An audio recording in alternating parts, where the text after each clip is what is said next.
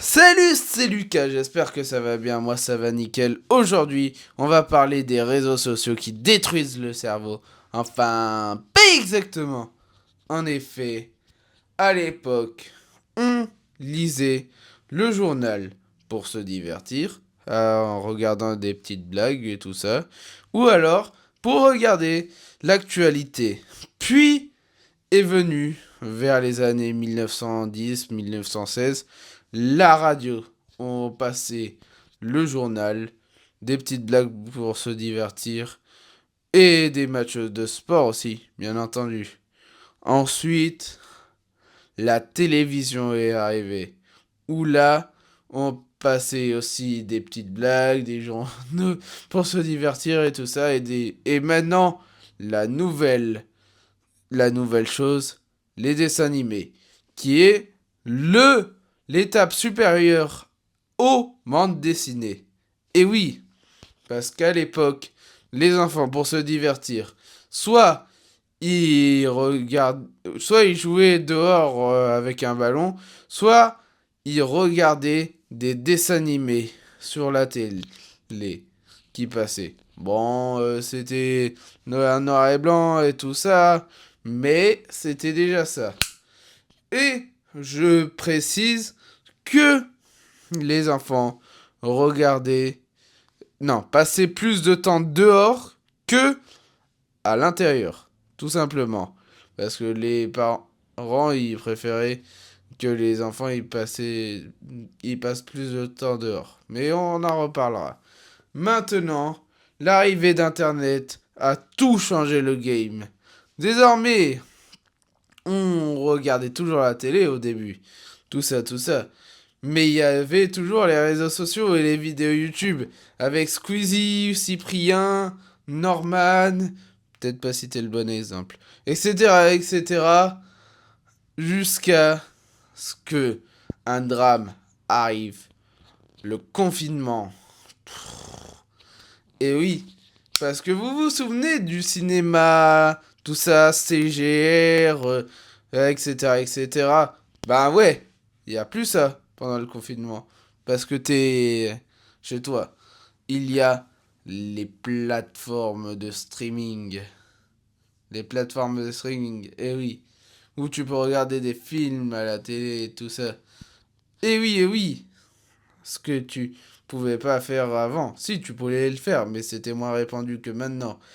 Car, en effet, le streaming s'est développé et a, petit à petit, disparu au vu de l'inflation des places de cinéma et tout ça.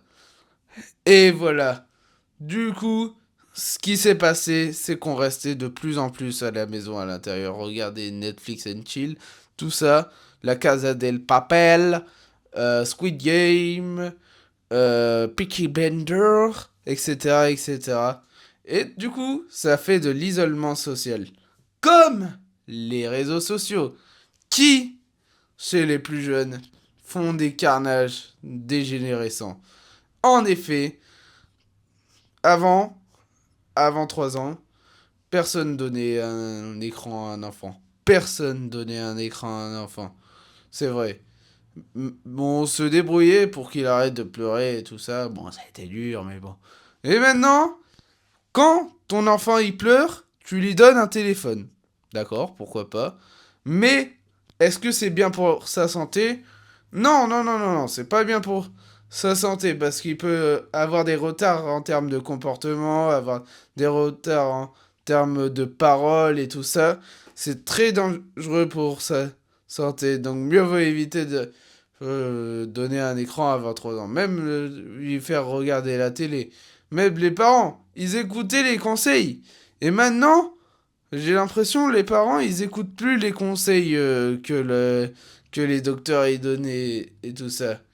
Maintenant, dès qu'il y a un pleur, le téléphone et tout ça, ce qui a créé des générations qui sont addictes au téléphone.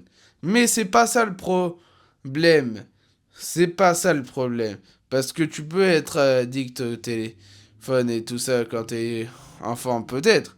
Mais quand t'es adulte ou adolescent, et oui, parce que les adolescents de nos jours, ou les adultes comme ça, ils passent beaucoup de temps sur leur téléphone. Et oui, parce que tu sois enfant ou adulte, c'est pas ça qui change. C'est la manière dont on consomme le contenu. Parce qu'avant, sur YouTube, tu pouvais regarder des vidéos, mais vas-y, c'était juste deux trois vidéos pour le fun. Et ça durait pas toute la journée non plus. Passais pas ton temps sur YouTube. Maintenant, les vidéos sont de plus en plus courtes et de plus en plus dopaminants pour que tu restes sur la plateforme. Et oui, c'est quoi la dopamine? C'est l'hormone du plaisir. Et à chaque short que tu regardes, c'est comme un classement. C'est comme un classement, oui. Tu rajoutes un point à chaque vidéo. Ce, que, ce qui fait que ton niveau de dopamine est saturé. Ou là, c'est comme si tu fumes une cigarette. Au plus t'en fumes, au moins t'auras envie d'en arrêter. Et ben là, c'est pareil. C'est comme si à chaque vidéo regardée, tu fumais une cigarette.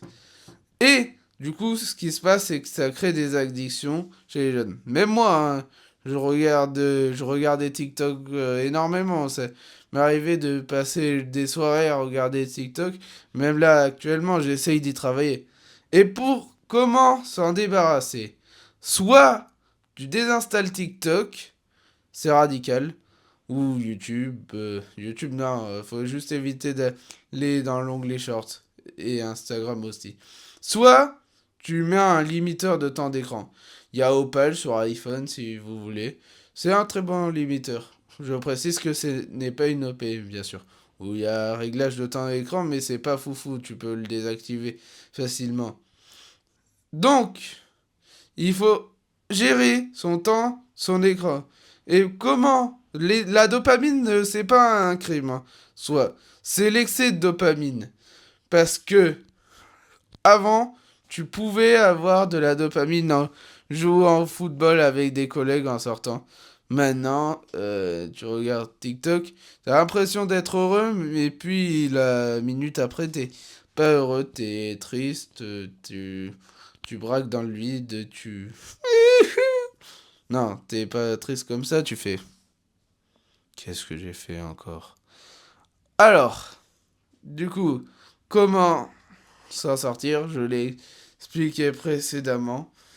Évite de regarder TikTok si tu veux réussir dans ton business. Ça, c'est cool. Ou alors, tu regardes TikTok, mais tu regardes des vidéos intelligentes. Tu regardes pas Skibidi Toilette ou Tralalero Tralala. Non, non, tu regardes des vidéos sur comment réussir ton mindset, développement personnel et tout ça.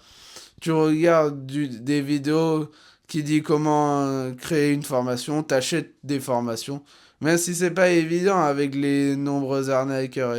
Essaye de trouver des personnes fiables. Il y en a tellement, il y a Mister Dremax, il y a Yumi Denzel, il y a ouais, Maxime. Non, ouais, Maxime Lim, c'est un gars qui fait des maths. T'as aussi Michael Wu, t'as plein de gens fiables sur cette terre. Il y a beaucoup d'arnaqueurs, mais il y a plein de gens fiables quand même. Donc, renseigne-toi avant d'acheter une formation. Et lis des livres surtout. Ça, c'est une bonne source d'antidopamine. Ça va t'aider à rester concentré parce que lors du 21e siècle, c'est l'attention. Et si t'es plus attentionné que les autres, alors tu seras immédiatement plus perçu comme intelligent. Et comme je l'ai dit tout à l'heure, ça peut créer des troubles de langage de regarder des écrans tôt. Ouais, c'est vrai. Il faut vraiment faire attention à ça. C'est vrai, c'est vrai. Donc, en tout cas, j'espère que la vidéo t'aura plu. Si c'est le cas, n'hésite pas à t'abonner, tu connais la chanson. Toujours les produits disponibles castor.us. Et moi, je te dis à très vite pour une prochaine vidéo. Et portez-vous bien, enfin, pas exactement.